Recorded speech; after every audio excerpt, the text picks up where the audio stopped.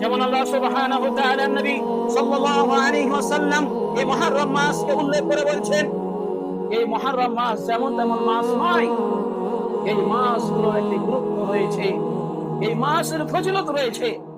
বিশেষ করে মুফাসসিরিন এই মাসগুলোর কথা এই জন্য বলেছেন যে জামানা জাহিলিয়াতে মানুষরা কি করত, ঝগড়া করত, অনেক কিছুই লিপ্ত থাকতো। আল্লাহ সুবহানাহু ওয়া তাআলা এই 12টি মাসের পরে 4টি মাসকে নির্দিষ্ট করে কথা বুঝাতে চেয়েছেন যে ওই সময়তে মানুষেরা এক অপরের ঝগড়া করত, মারামারি করত, ছোট্ট কিছু জিনিস নিয়ে মানুষেরা বছরের বছর যুদ্ধ করত।